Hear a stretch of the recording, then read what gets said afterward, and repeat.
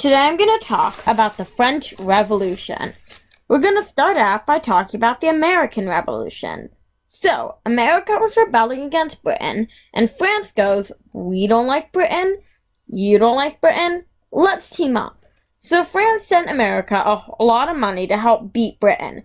America won the revolution, but France ended up in debt because of it. Fast forward to 1789. The king on the throne is Louis XVI. Nobody likes this guy. He's a loser who isn't ready to be king. The queen is Marie Antoinette. Nobody likes her because she comes from Austria, which is France's longtime rival, and was married to the king for political reasons. She also spends a lot of money to do things like put birds in her hair. The way France was set up in the 1770s was a system called the Old Regime. This meant that there were 3 estates or classes of people. The first estate was the Roman Catholic Church. They made up around 1% of the population and owned 10% of all land in France. They paid 2% of their income to the king. The second estate were the nobles. They made up around 2% of the population. They owned 20% of the land in France and paid no taxes. The third estate was made up of 3 categories: the bourgeoisie, the workers of France, and the peasants, and it made up 97% of the population.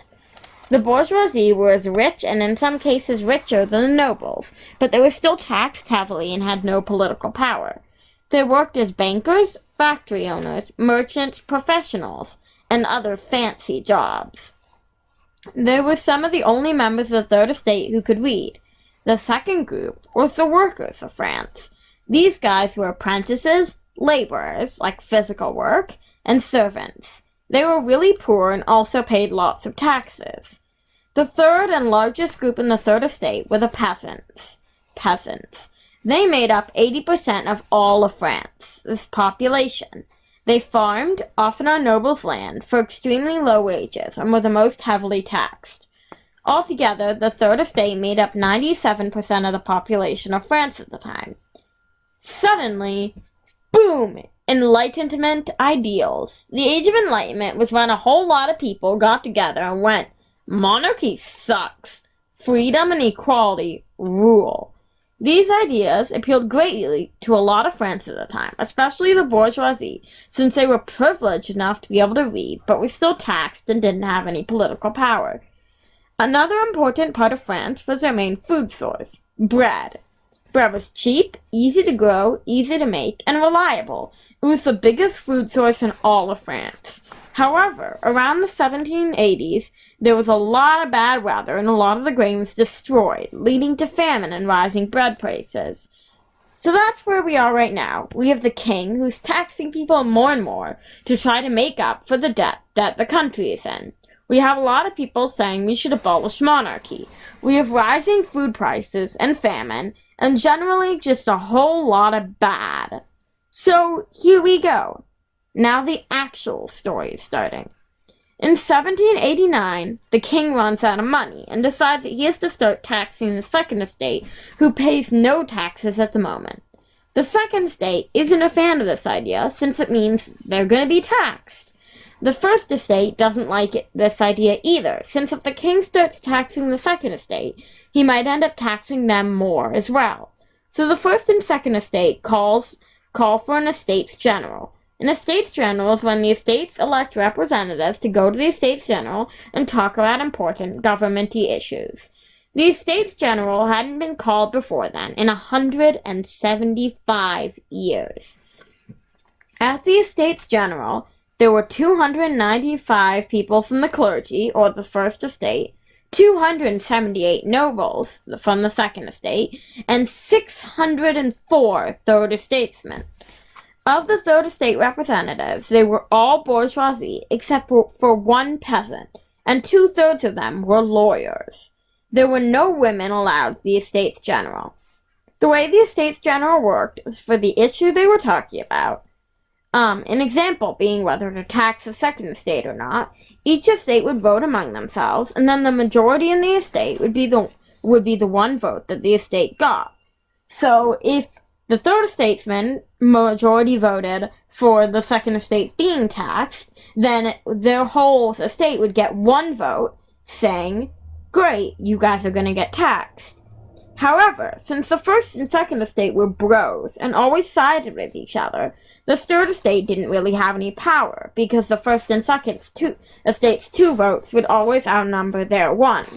So the third estate said, no. And everyone was like, what do you mean, no? And the third estate was like, instead of voting by order, as in every estate getting 1 vote decided by the majority, we should vote by head, which means every person gets 1 vote. But of course, before we vote by head, we have to vote. They had to vote by order to decide whether they should vote by head. So the first and second estate, who didn't want to give up their power, voted against voting by head. And the third estate was so fed up that they voted to split off from the group and create the National Assembly. So that's exactly what they did. The third estate created representatives, created their own little group. It was basically just rich guys who were fed up with being taxed and told what to do. The National Assembly was not actually against monarchy, it was against feudalism, which is pretty much just having a bunch of different social classes with different privileges, like the estates. They wanted to keep monarchy, but have everyone be equal under the king. Since they refused to proceed with the Estates General, no one could do anything about it. So they all just kind of hung out and did nothing.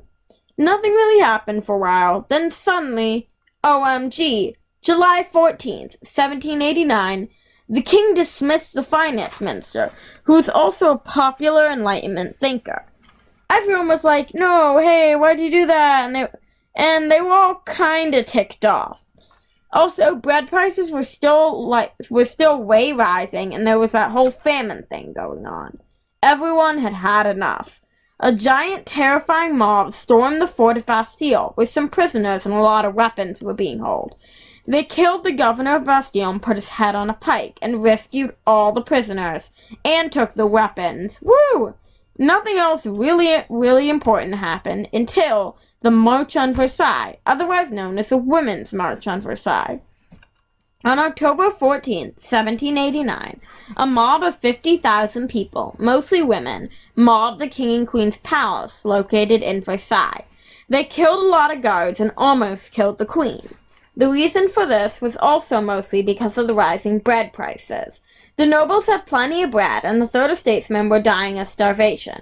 The mob demanded that the king and queen move to Paris so that they would see what happened to people and be closer to them. Also, so the National Assembly could keep the royal family prisoner in Paris. So that's where we find ourselves now. The country was in shambles. The king and queen were captured. What's gonna happen next on the French Revolution? Will I finish this video? Probably not. Write something interesting you learned down in the comments below, and I will see you guys later.